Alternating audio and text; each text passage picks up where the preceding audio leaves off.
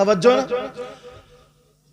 اللہ فرماتا ہے ان لوگوں کا ترجمہ یہ, تم اصلی جھگڑا پہچانو. لوگ سمجھتے ہیں نا کہ کوئی اگر کھڑے ہو کے سلام نہ پڑھے تو یہ وہابی ہے, کوئی ہری جھنڈی نہ لگائے یہ وہابی ہے, سمجھ رہے, مطلب کوئی فاتحہ نہ پڑھے یہ وہابی ہے. اس کو اگر جلدی تھی نا اور وہ چلا گیا ایسے ہی, چاہے وہ کتنے اچھا سنی ہو, مگر لوگ گمان کر لیں. یہ خالی جھگڑا نہیں, اصلی جھگڑا کیا وہ دیکھو.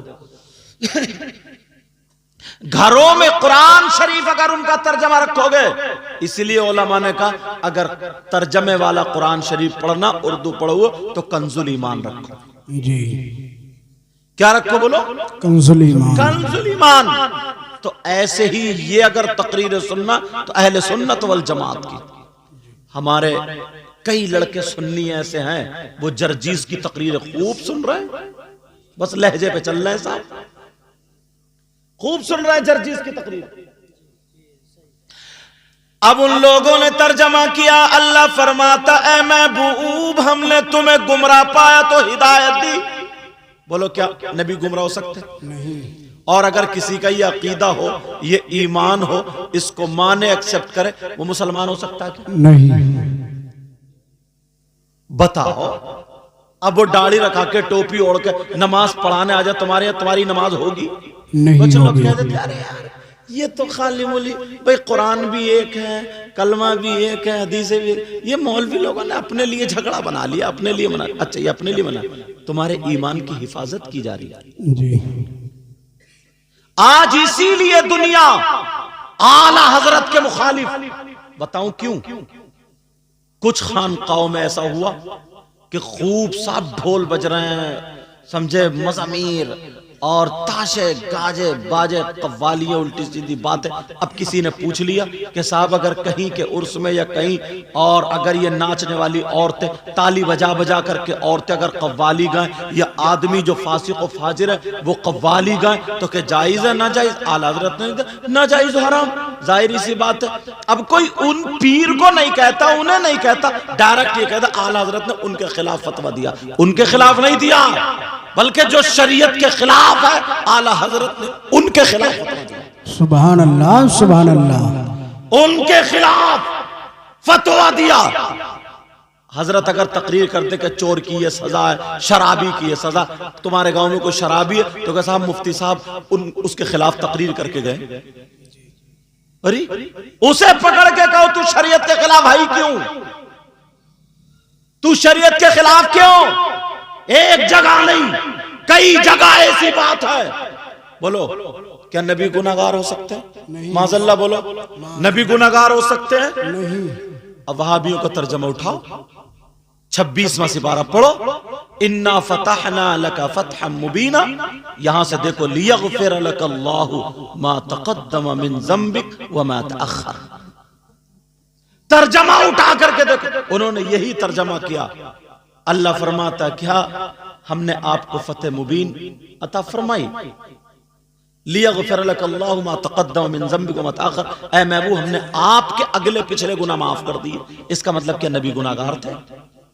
تم سیدھے سادے بھولے بھالے, تمہیں پتہ ہی نہیں. تمہارے گھر میں اگر ترجمہ ہوتا یہی تو تم پڑھتے, تمہاری بیٹیاں بھی پڑھتی, تمہارے بیٹے بھی پڑھتے, تمہارے بچے پڑھتے, تمہاری بیوی پڑھتی, اور قرآن پر تم یہ اپنا عقیدہ بنا لیتے, کسی اور کتاب کو نہیں مانتے. یہ کہتے قرآن میں یہ آیا ہے, اللہ نے فرمایا ہم نے اپنے نبی کے محبوب کے اگلے پچھلے گناہ معاف کر دیے. اب نبی کو اگر کوئی گناہگار مانے, وہ عقیدہ رکھے کہ نبی گناہگار ہے, بتاؤ کیا وہ مسلمان ہو سکتا ہے؟ نہیں ہو سکتا. اس کا ایمان ہو سکتا؟ وہابیوں کا ترجمہ یہی ہے, میں کہیں اور نہیں. جو مفتی اعظم سنبھل, جو ان کے شاگرد فتوے لکھتے ہیں, یہ وہ ہیں استاذ المفتیین ہیں, بڑے بڑے مدرسوں میں پڑھا رہے ہیں ان کے شاگرد. غلط بولوں گا تو مجھے پکڑ لیں گے تاکہ میری بھی اصلاح ہو جائے, لیکن بات حق بولوں گا, سچی بول. اصلی جھگڑے کا تو تمہیں پتہ ہی نہیں, اصلی جھگڑے کا تمہیں پتہ نہیں ہے. معاملے کا ارے یار نبی کو گناہگار, قرآن شریف دیکھو نا ان وہابیوں کا, اور وہی اعلیٰ حضرت نے ترجمہ کیا، آئے ہائے ایمان بچا لیا۔ سبحان اللہ۔ اعلیٰ حضرت بولے اے محبوب آپ کے سبب آپ کے اگلوں کے آپ کے پچھلوں کے گناہ معاف فرما دی۔ سبحان اللہ سبحان اللہ۔ اللہ فرماتا اے محبوب ہم نے آپ کو اپنی محبت میں خود رفتہ پایا تو ہدایت دی تو آگے بڑھا دیا۔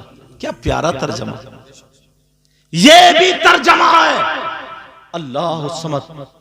ایک چیز تو یہ تو قرآن شریف کی بات کر، اور ان لوگوں نے حدیثوں میں اتنا ڈاکہ ڈالا اپنے اپنے مطلب کی، اگر اچھا عالم نہ ہو تو پکڑ نہیں پائے گا حضرت جی، اپنی اپنے مطلب کی جوڑ دی اور وہ نکال دیے۔ جی مگر قرآن میں تو یہ نہیں کر سکتے نا، وَإِنَّا لَهُ لَحَافِظُونَ، جی قرآن میں کیا کر سکتے ہیں؟ نہیں۔ اللہ نے اس کی حفاظت کا ذمہ لے لیا، قرآن شریف میں گڑبڑی نہیں کر سکتے۔ کتنی مرتبہ قرآن کو کمپیوٹر مشینوں پہ اور دماغ والوں یہودیوں جیسے چیک کیا، پڑھ کے چیک کیا، کوئی ایک حرف غلط ہو جائے، ایک لفظ غلط ہو جائے، اس کو غلط ثابت کرتے کرتے خود اتنے قریب ہوئے ایمان لے آئے، مگر قرآن کو غلط ثابت نہیں کرتے۔ جی حق ہے۔ نہیں ثابت۔ تمہارا مذہب تو اتنا سچا، اتنا پیارا، اتنا اچھا مذہب ہے، کسی کا مذہب ہے ہی نہیں یار۔ تمہارے یہاں شادی، اللہ سمت، نبی فرماتے نکاح میری سنت ہے۔ کیا فرماتے؟ نکاح اور نکاح اور یہ خوشیاں، یہ ساری چیز، ان تمام مجموعے کا نام تو شادی ہے، جی اسی چیز کا نام شادی ہے۔ اب ایمانداری سے بتاؤ تمہارا مذہب اتنا پاکیزہ، اتنا سچا، اتنا اچھا، یہاں تک کہ سنو بیٹا، پاؤں سے بیٹا تھوڑا سنو، سننے کی بات ہے، اگر کوئی یہاں پہ یا اپنے گھر میں یا کہیں پہ کسی اللہ کے ولی کا یا کسی بھی مومن کا جسم وہاں پہ دفن نہیں ہے اور وہ وہاں پہ مزار بنا لے، اب مزار تو ہم لوگوں میں ہی ہوتے ہیں، اور مزار بنا کر کے چادر چڑھائے، عرس کرے، قرآن خوانی کرائے، سلام پڑھے، مگر ہمارا مذہب تو اتنا سچا ہے نا، یہاں بھی رعایت نہیں کرتا۔ جی مذہب اسلام یہ کہتا ہے اگر وہاں پہ کسی مومن کا جسد پاک نہیں ہے، کسی اللہ کے ولی کا جسم نہیں ہے، تو وہ مزار نہیں۔ سمجھ رہے میری بات؟ اور اسے مزار سمجھ کے اس پہ قرآن خوانی کرنا جائز نہیں، جی اسے مزار سمجھ کے پھول چڑھانا جائز نہیں، اسے مزار سمجھ کے سلام کرنا جائز نہیں، اسے مزار سمجھ کے وہاں حاضری دینا جائز نہیں۔ جی اتنا پاکیزہ مذہب ہے یار، پوچھئے مفتی اعظم سے، کتنا شاندار مذہب ہے۔ اور ہمارے یہاں شادی ہوتی ہے، اب اس میں دیکھیں کتنی رسمیں ہندوؤں والی ملائے پڑے، کتنی رسمیں مسلمانوں جاہلوں والی ملائے پڑے۔ جی آتش بازی شادیاں تو حضرت آدم علیہ السلام سے لے کر کے اب تک ہوتی چلی آ رہی ہے، آتش بازیاں اتنی چھوٹ رہی ہے، اتنی چھوٹ رہی ہے، اتنی چھوٹ کہ مت پوچھو مت پوچھو۔ اور نظریے اتنے خراب ہیں نا، نظریے، اگر اجازت ہو تو دو باتیں بتاؤں جی شادی میں دیکھنا آپ یار، بات آسان کر کے کہوں گا تاکہ آپ کی سمجھ میں آ جائے۔ نظریہ دیکھنا، آپ اپنے آپ کو دیکھنا ہم کس راستے پر ہیں پتہ چلے گا۔ کوئی کسی کے جوتے یہ مائک چرا کر کے لے جائے، مجھے بتاؤ تو اس مائک چرانے والے کو انعام دیا جائے گا؟ نہیں۔ کوئی چوری کر لے تو اس کو انعام دیا جائے گا؟ مجھے بتاؤ انعام دیا جائے گا؟ نہیں، کہ جتنی چوری کی ہے اس کے اعتبار سے جو قاضی صاحب سزا اس کی بولیں گے، جو حد ہوگی اس کی، وہ سزا اس کو دی جائے گی۔ اور پوری چوری کے تعلق سے اگر اسلامی حکومت بھی پیچھے جو باتیں کر رہے ہیں وہ باتیں نہ کرے، لے گاؤں میں لڑائی اور ادھر باتیں چل رہی ہیں، قرآن میں السارق والسارقۃ فاقطعوا ایدیہما، سمجھ رہے میری بات؟ چور چورنی کا ہاتھ کاٹ، اگر اسلامی حکومت اس کے شرائط کے ساتھ۔ لیکن سنو،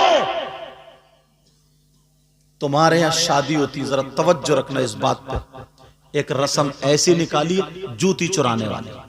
کیا رسم نکلی ہے مسلمانوں میں؟ چوری کی۔ جوتی نہیں چورتی ہیں، ارے بولو نہیں چڑتی ہے؟ کتنے لوگوں کی شادی ہوئی ہے جوتی چوری صاحب، اور کتنے خوش ہو رہے ہیں ہاں جوتی چوری، اور یہ بھی معلوم ہے چور کون ہے، چورنی کون سی، چھوٹا بچہ ہے، بچے کو سالہ سالی بولتے، چھوٹے سے کیا تعلیم دی جا رہی ہے تمہارے یہاں؟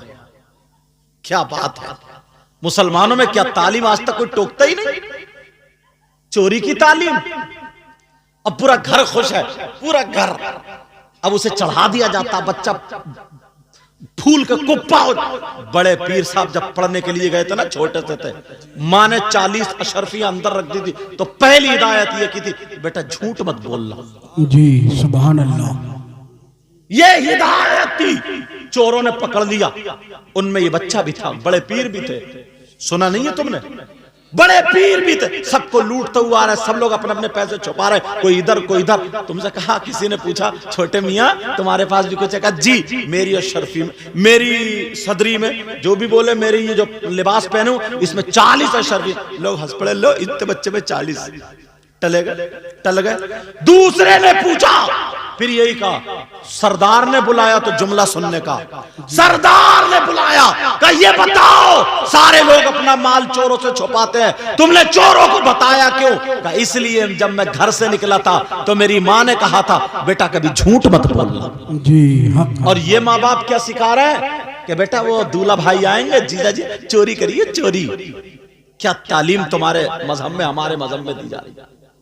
چوری کریو، اور تم کتنے سیدھے ہو بھولے، کوئی بڑا آدمی نہیں ڈانٹتا، تک کسی نے روکا ہی نہیں، صاحب چور گئے خوش ہو رہے ہیں کتنے۔ اب وہ اس چور سے ڈیمانڈ پوچھی جا رہی ہے، تھانے کو فون کیوں نہیں کیا؟ پکڑوا دو، سزا دو، برات آئے گی، ٹوٹی پھوٹی آئے گی۔ چور سے ڈیمانڈ پوچھی جا رہی ہے، بتاؤ کیا ڈیمانڈ ہے تمہاری؟ اس نے کہا 8,000 مانگے، اس نے 8، یا 10 مانگے 10، چلو 10,000 مانگ لی۔ دولہا میاں کچھ کم کر رہے ہیں، اب صاحب بولی چل رہی ہے، بولی، وہ کہہ رہے صاحب 7 لے لو، 8 لے لو، 8 لے لو، 8 کہا نہیں اتنے ہی، وہ بھی نیچے نہیں اتر رہے ہیں، جیسے اس کے باپ کا مال ہے، بکری چل رہی ہے، کوئی ٹوکتا ہی نہیں، کوئی بولتا ہی نہیں۔ تمہارا مذہب کتنا پاکیزہ، کتنا سچا، مگر یہاں پہ کیا چل رہا؟ بولی چل رہی ہے دولہا میاں کے جوتوں پہ، چوری کے مال پہ، سب کے سامنے چوری کی چوری، اور اوپر سے سینہ زوری۔ ایک بوڑھے میاں آئے، بزرگ آئے، بولے کیا بات ہے؟ بولے ایسے، بولے ایسا کرو 9,000 میں نپٹاؤ بیٹا۔ یہ بوڑھے میاں کا فیصلہ، اگر مدرسے میں چھوٹے ہوتے تو انہیں بھی بھوت بنا دیا تھا، ڈنڈے مارتے مارتے۔ پوچھا گیا کہ 9,000 میں نپٹاؤ، اور اوپر سے جملہ کیا بولے نا دولہا میاں سے، ارے بولے دیو، یہ تو بچوں کا حق ہے، دے دو، دیو۔ ان سے یہ پوچھو چور اور چورنی کا حق جانتے ہو کیا؟ تم نے کہہ تو دیا، کیا حق ہے؟ کہاں ہے تمہارا علم؟ کہاں ہے تمہاری تعلیم؟ کوئی بولنے والا ہی نہیں، کوئی پوچھنے والا ہی نہیں، بچوں کو چور بنا رہا ہے۔ یہیں سے شروع ہو رہا، یہیں سے۔ اتنے میں دولہا میاں کے ابا گئے، بولے کیا بات ہے؟ بولے صاحب ایسے ایسے بات ہے، 9,000 میں ہم نے فیصلہ کر۔ بولے نو نہیں، میرے بیٹے کی شادی، خوشی کا دن ہے آج، پورے کے پورے 10 نکال کے دے دیں، 1 روپیہ بھی کم نہیں کروں گا، خوشی کا دن ہے۔ چلے گئے، دے دیے 10۔ کسے؟ چوروں کو، ڈکیتوں کو۔ دلہن کو لے کے کار میں بیٹھے، بچوں نے کار گھیر لی۔ تم نے تھانے کو فون کیا کہ اگروادیوں نے کار گھیر لی؟ ان کی بھی ڈیمانڈ 8 اور 10 پہ اٹک گئی۔ پھر بڑے میاں نے 9 میں فیصلہ کیا، پھر ابا آ گئے، کیا بات ہے؟ بولے خوشی کا دن ہے، پورے 10 دے دیے، یہاں بھی 10۔ اب امام صاحب نے نکاح پڑھایا، امام صاحب نے نکاح پڑھا دیا۔ امام صاحب سے پوچھا گیا تمہاری کیا ڈیمانڈ؟ تم بولو۔ امام صاحب بولے 10,000۔ بس اب یہی دولہا میاں کا ابا کو بھی موت آ جاتی ہے۔ جی حق ہے، موت کا لفظ تھوڑا سخت ہے، معاف کرنا، جی یہ محاورہ ہے، مطلب دولہا میاں کے ابا بھی اب بیکار ہو جاتے ہیں۔ سمجھ رہے میری بات؟ جی اصلی معنی کو چھوڑ چکا ہے اب یہاں پہ۔ دولہا میاں کے باپ، ان کی بھی حالت خراب، سارے لوگ بگڑ گئے۔ چوروں کو تم نے دے دیے، ڈکیتوں کو بھی دے دیے، اور جو مسجد کا امام ہے، حافظ قرآن اور عالم ہے، اور جو نکاح پڑھا رہا، اس سے دو خاندان ایک ہو رہے ہیں، جی ایک لڑکی ایک لڑکا رشتہ ازدواج میں منسلک ہو رہا ہے۔ یہ کچھ نہیں، اب کوئی نہیں بولتا کہ حق ہے دو یا نہیں، فوراً دولہا کا باپ بگڑ گیا، امام کا دماغ خراب ہو گیا، کہیں 10,000 چل رہے ہیں، صدر صاحب کو بلاؤ، فوراً امام کو نکلواؤ۔ صدر صاحب کو اپنی صدارت کا ڈر تھا، خوف تھا، بولے امام صاحب تم اپنا بوریا بستر باندھ لو، میں جا کے مدرسے سے دوسرا لے آؤں گا۔ جی ایسی بات۔ کب تک تمہاری صدارت چلے گی؟ کب تک نکلواتے رہو گے؟ ایک دن وہ ہوگا، فاتحہ پڑھنے والے نصیب نہیں ہوتے، جی اللہ نہ کرے ایسا دن آئے۔ کب تک نکلواتے رہو؟ لالے پڑ گئے آج۔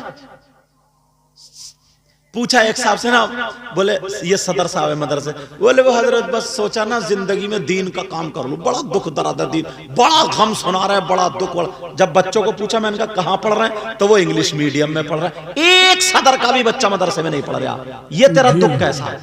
تو جھوٹ بول رہا ہے، مدرسے کی وجہ سے تجھے صدارت کا عہدہ مل لیا، تو اس عہدے کے چکر میں مر رہا، جی ورنہ اگر محبت ہوتی تو تیرے بچے حافظ قرآن ہوتے، سبحان تیرے اللہ۔ بچے عالم ربانی۔ مالدار کے بچے مدرسوں میں نہیں پڑھتے، کیوں؟ انہیں معلوم ہے کہ مدرسے میں تنخواہ 12,000 سے 15,000 کی ہے، مسجد کی تنخواہ 10,000 سے 15,000 کی ہے، اس لیے نہیں پڑھتے۔ اگر اسے گھٹاتے جاؤ گے تو بیچارے غریب مسکین ہی پڑھنے کے لیے رہ جائیں گے، مالداروں کے بچے نہیں پڑھیں گے۔ جی ایسے حالات، جو امام ہے حافظ قرآن ہے، تمہارے یہاں نماز پڑھا رہا ہے، تم نے ڈکیتوں کو دے دیے، چوروں کو دے دیے، آتش بازی والوں کو دے دیے، سارے لوگوں کو، یہاں تک کہ تم نے چھکوں کو دے دیے اور سارے لوگوں کو بانٹ رہے ہو، دوپٹے رکھنے والوں کو دے دیے، سب کو دے دیے۔ امام کا نمبر آیا تو مسجد سے نکلوا کر کے چھوڑا۔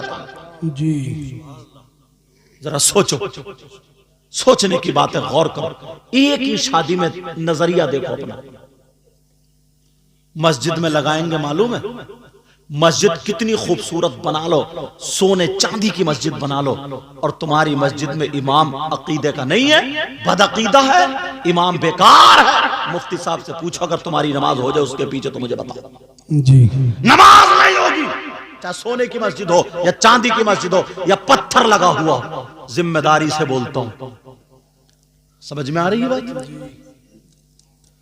اگر تمہارے یہاں مٹی کی مسجد ہے، تمہارے اے سی نہیں لگ رہی، چھپر پڑا ہے، اور اگر امام عقیدے کا، امام قرآن صحیح پڑھتا ہے، امام صحیح ہے، تو تمہاری نماز خوشبودار ہو جائے گی۔ سبحان اللہ سبحان اللہ۔ پوچھو، مسجدوں میں اتنا روپیہ پیسہ لگا لے تو ارے اے سی پہ اے سی، اچھی بات ہے، اور حجرے میں جا کر کے دیکھو تو جالا لٹک رہا ہے۔ امام کو ڈالا کون سے حجرے میں؟ جو چٹک رہا ہے کہ گرے تو پہلے یہی مرے، اس کا پیشاب خانہ، اس کا باتھ روم، لیٹرین، ساری چیزیں بیکار ہیں۔ اچھا، اپنے 3 رکعت 5 رکعت 10 20 رکعت جو بھی پڑھنے جا رہا ہوں تو سوچ رہا ہوں اے سیوں میں پڑھوں گا، میں سجدے کروں گا تو قالین پہ کروں گا، اور جو نماز پڑھا رہا، جو سر کا تاج ہے، جو امام ہے، اس کو حجرے کا عالم یہ ہے، اس کے حجرے کا عالم یہ ہے۔ یہ تمہیں توجہ دینے کی بات نہیں ہے کیا؟ بولو، کیا تمہیں توجہ دینے کی بات نہیں ہے؟ توجہ دینے کی بات، اس پر غور کرنے کی بات ہے۔ آج ان کی شادی میں یہ موقع ملا تو مجھے بول لینے دے۔ جی ایسے حالات، ایمانداری سے بتاؤ، ایک شخص ایسا جس نے 1 روپیہ نہیں کمایا، آج مطلب ایک کچھ بھی نہیں وہ پڑھا، اس نے کوئی کام نہیں سیکھا، اس نے کچھ بھی نہیں کیا ہے، اب وہ کمانے چلا، مزدوری کرنے، تو 400 اور 500 روپے کی اس کی مزدوری ایک آدمی کی، بالکل نٹھلے ان پڑھ، بالکل ان پڑھ، کوئی کام سیکھا انہیں، اس کی مزدوری کتنی ہے پھاوڑے کسی والے کی؟ 400 یا 500؟ جی بولو ہے کہ نہیں؟ 400 یا 500؟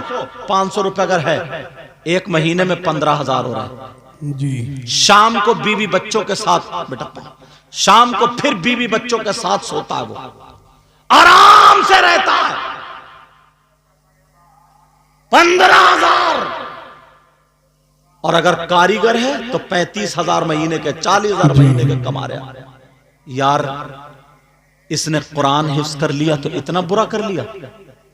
یہ عالم ہو گیا، بخاری شریف پڑھیے، نبی تو یہ فرماتے ہیں چاہے کتنے بڑا مالدار ہو، پیسے والا ہو، عزت دولت والا ہو، نبی فرماتے ہیں خیرکم من تعلم القرآن وعلمہ، تم میں سب سے بہتر وہ ہے جو قرآن پڑھے پڑھائے سیکھے سکھائے، اس کو نبی بہتر بتا رہے ہیں۔ اور تم ذرا دیکھو 35,000 وہ کما رہے، 40,000 وہ کما رہے، ہاں اس نے حفظ کر لیا، مولویت پڑھ لی، قاری ہو گئے، عالم ہو گئے، تو اتنا بڑا گناہ کر لیا، یہ اپنے بیوی بچوں کو چھوڑ کے 8 دن نماز پڑھا رہا ہے، تو تم 10,000 میں رکھنا چاہ رہے 10,000 میں۔ اور معاف کرنا مفتی صاحب بیٹھے بول رہا ہوں، بعض امام کے پیچھے نا نماز دورانی پڑتی ہے، جی اس کی وجہ بتاؤں؟ ہماری قوم جو ہے نا، ہماری قوم، میں اپنی تقریروں میں کہتا ہوں، ہاں ہماری قوم سب سے زیادہ سستی 2 چیزیں خریدتی ہے، 2 چیزیں اپناتی ہے، ایک قربانی کا بکرا، ایک مسجد کا امام۔ جی یہاں نہیں دیکھتی نماز ہوگی نہیں ہوگی، سمجھے اس سے پڑھنا آ رہا ہے نہیں آ رہا، سمجھے اس کے مسائل کچھ تھوڑے بہت یاد ہے نہیں ہے، کوئی مطلب نہیں ہے، بس لہرہ مار رہا۔ ایک تو ایسے بڑھ رہے مستقیم، ارے ہم مفتی صاحب سے پوچھو نماز ہوگی کیا؟ خلاص ختم، اور تم جھوم رہے یار، بڑی پیاری آواز ہے، بڑی پیاری، تمہیں کیا پتا کس کے کھیت میں کدھر کو پانی کٹ کے جا رہا ہے؟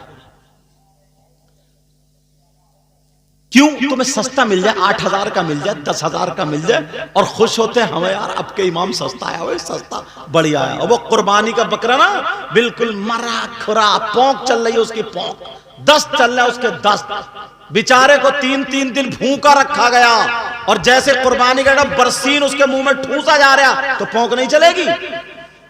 بچے گلے میں رسی ڈال کے محلے میں گھمائے پھر رہے ہیں، بولے قربانی ہوگی، آگے وہ کھینچ رہا ہے، وہ پیچھے کو گر رہا، ٹانگیں لڑکھڑا رہی ہیں جیسے اس کی بی پی ہائی ہو گئی ہو، چیک اپ کرایا جاتا کوئی کل اچھی نہیں نکلے گی اس کی۔ یہ لائے گا قربانی صاحب کتنے کا؟ بولے 4,500 کی بکری لایا ہوں صاحب، اب کے قربانی ہوگی، بکری لایا مری کھری۔ قربانی تو ہو جائے گی اگر قربان گاہ تک جا رہی ہے تو، لیکن میں جہاں بول رہا ہوں وہ سمجھو آپ، بالکل مری کھری سست، اور کپڑے لے گا اگر باس سسرال سے جوڑا اچھا نہ ملے یا کچھ نہ ملے یا کہیں رشتہ داری میں نہ ملے تو منہ ٹیڑھا ہو جائے گا، رسگلے نہ ملے، خالی نمکین بسکٹ سے چائے پلا دی ترش ہو جاتا ہے۔ مت پوچھو، ایسے حالات۔ تمہارے علاقے کے جو بھی عالم ہوں، اگر مسجد میں امام رکھنا تو ان کو لے کے جاؤ، اس امام صاحب کو، اور ان کے پاس لے کے جاؤ، حضرت ہم اپنی مسجد میں ان کو امام بنانا چاہ رہے ہیں، آپ ان کو چیک کر لیجئے، جو پوچھنا پوچھ لیجئے، دیکھ لیجئے یہ ہماری مسجد کے لائق، ہم نماز ان کے پیچھے پڑھیں، مسجد کے لائق ہیں کہ نہیں ہیں۔ تم اتنا کام نہیں کر سکتے ہو؟ جی اپنا گھر بنواتے ہو تو انجینئر سے جا کے مشورہ لیتے ہو کہ صاحب زینہ کہاں رکھوں میں؟ ایک گھر بنوا رہا، گاڑی خریدتا تو پہلے میکینک کو دیکھتا کہ ذرا اس کے انجن پہ نظر مار لیے، اور امام اپنی مرضی سے رکھ رہا، تمہیں کیا پتا کہاں لہرا مار رہا ہے، یہ تمہیں کیا پتا یہ کہاں جا رہا ہے، تمہیں کیا پتا اس کا عقیدہ اچھا ہے کہ نہیں ہے؟ تمہارے علاقے کے جو مفتی صاحب ہو ان کے پاس لے جاؤ، اور لے جا کر کہو حضرت ہم ان کو رکھے، بھرپور اتنے پیسے دو تاکہ ان کی نیت ادھر ادھر خراب نہ ہو۔ جی 8,000 روپے دیتے ہیں، خرچہ پورا نہیں ہوتا، وہ تعویذ کرنے بیٹھ جاتا، اب اس سے تعویذ آتا نہیں ہے، ادھار لیے تھے جو گن کے دے رہے۔ دینا بھی سنت ہے، لینا بھی سنت ہے، مگر دونوں دینا نا، تو رکھ دو آرام سے بیٹا، دینا بھی سنت ہے، لینا بھی سنت ہے، مگر طریقہ سنت نہیں ہے، طریقہ بھی سنت اپناؤ، دیکھنے سننے والوں کو بھی ڈسٹرب نہ ہو، پڑھنے والے کو بھی ڈسٹرب نہ ہو، سمجھے اس انداز سے دے جاؤ، سمجھے دونوں۔ حالانکہ حضور صلی اللہ علیہ وسلم نے بھی چادر پیش کی، جی سمجھ رہے؟ پہلے جیسے لوگ گڈی اچھالتے تھے تھوک لگائے اور ایسے کر کے جیسے ناچنے والوں کے اوپر باجے داروں پہ ایسے کر کے لٹاتے تھے، اب وہ شاعروں پہ لٹا رہے ہیں، 30 کی آواز اور نکل رہی ہے۔ جی لیکن سنو، میں جو بتا رہا تھا وہیں پہ پہنچو۔ اب وہ کیا کرنے لگتا ہے؟ 6,000 میں اس کا تو خرچہ ہوگا نہیں، 8,000 تعویذ کرنے بیٹھ گیا، وہ کتاب خرید کے لایا شمستان رضا یا کوئی اور کتاب خرید کے لایا، اب وہ اتنا پڑھا ہوا بھی نہیں ہے، اب آئے اب بولے ہاں تعویذ کرتا ہوں، لڑکے اس کے پیچھے گھوم رہے ہیں، صاحب کون سا تعویذ لڑکوں کو چاہیے وہ تم خود سمجھتے ہو، بولنا ضروری نہیں۔ اب وہ الٹے سیدھے کام کرنے لگا۔ اس لیے اپنے عالم کے یہاں امام کو لے کے جایا کرو اور یہ کہو حضرت ہم صرف پیسے اتنے دے سکتے ہیں، ہم اتنے کر سکتے ہیں، یا ہمیں یہ بتائیے حضرت ہم زیادہ سے زیادہ کتنے کر سکتے ہیں، ہمیں مسجد کے لیے ایک امام چاہیے، اب آپ جانیں آپ کو کیسا دینا ہے۔ جی اگر اس کا عقیدہ غلط ہوگا مفتی صاحب بھیجیں گے تو یہ بھگتے، تم نہیں بھگتو، سمجھ رہے میری بات؟ ہاں اگر پتا چل گیا تمہیں اس کا عقیدہ خراب ہے پھر بھی تم نے چھوڑ دیا تب تم بھگتو گے، تب تحقیق کرنا اور مفتی صاحب کے پاس لے کے جانا، سمجھ رہے میری بات؟ لیکن ہمارا مذہب اتنا سچا، اتنا پاکیزہ، اتنا اچھا۔